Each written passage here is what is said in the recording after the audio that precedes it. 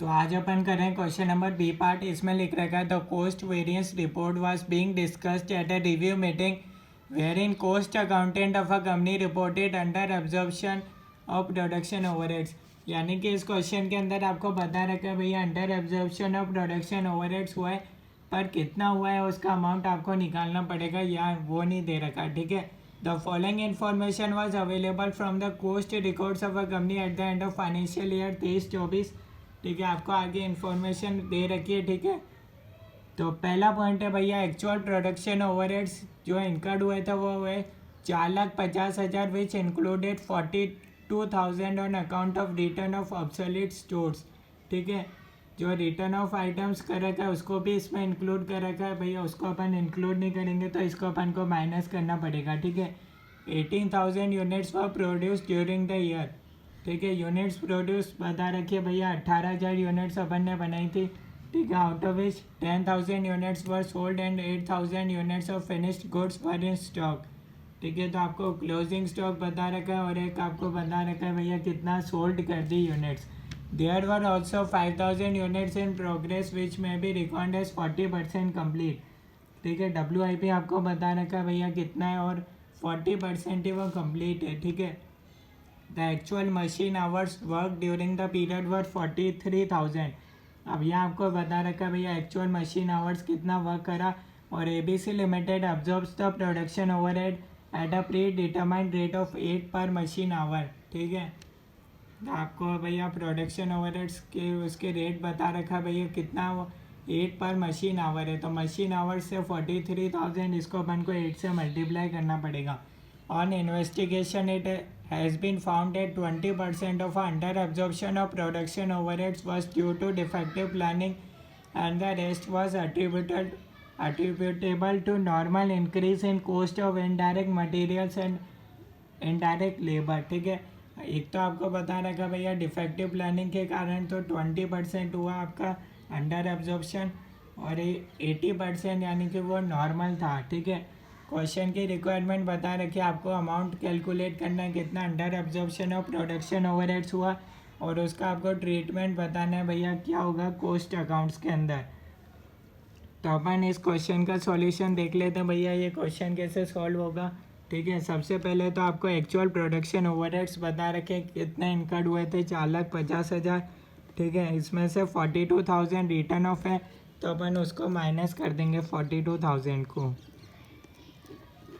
तो यह 42,000 को माइनस करोगे तो आपके पास हो जाएगा भैया एक्चुअल प्रोडक्शन ओवरहेड्स जो इनकर्ड हुआ है वो है 4,08,000। ठीक है, इसमें कोई दिक्कत नहीं होनी चाहिए। ठीक है, अब इनकर्ड तो भैया 4,08,000 हुए, पर अपन इतने भैया होने चाहिए थे। ठीक है, एक्चुअल प्रोडक्शन ओवरहेड्स इतने होने चाहिए थे, और अब एब्जॉर्ब कितने हुए भैया एक्चुअल मशीन आवर्स बता रखे 43,000, तो एब्जॉर्प्शन कितना हुआ भैया 43,000 इंटू 8 कर देंगे तो आपके पास हुआ भैया 3,44,000 का। ठीक है, यानी कि भैया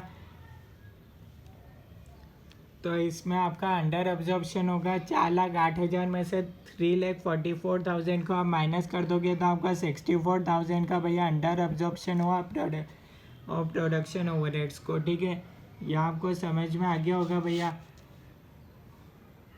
इनकर्ड तो पर इतने हुए थे 4,08,000, ये आपको बता रखा है। ठीक है, तो ये अपन ने निकाली और एब्जॉर्ब्ड पर 3,44,000 ही हो पाए। ठीक है, तो यानी कि अंडर एब्जॉर्ब कितना हुआ इसमें से इसको माइनस कर दिया 64,000 आया।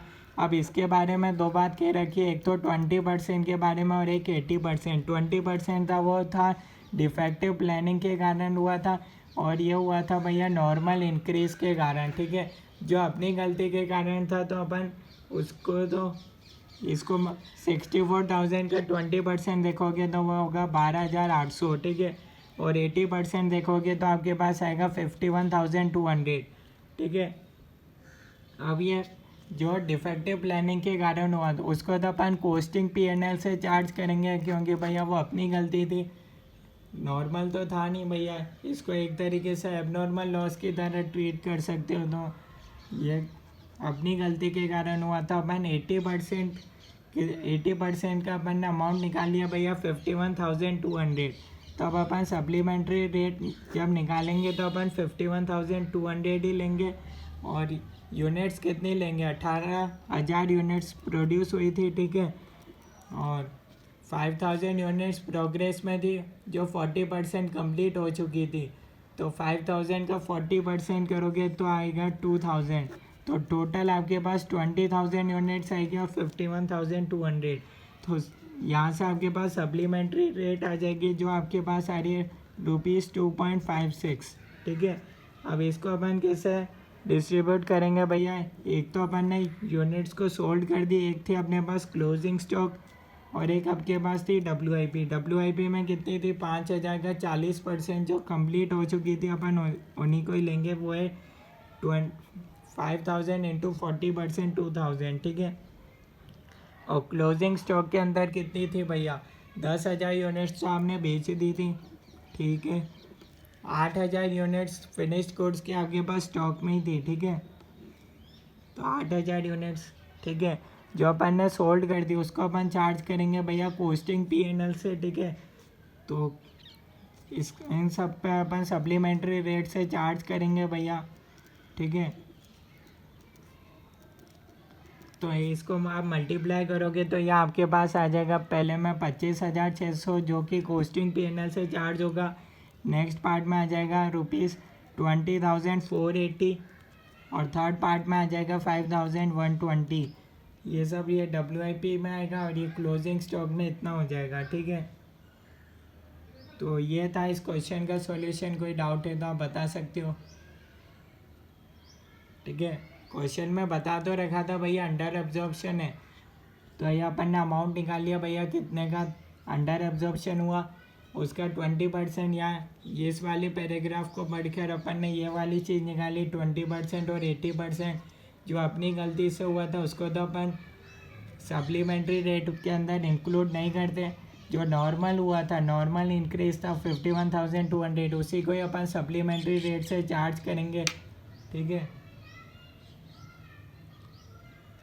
तो ये 2.56 तीनों में चार्ज हो जाएगी, ठीक है।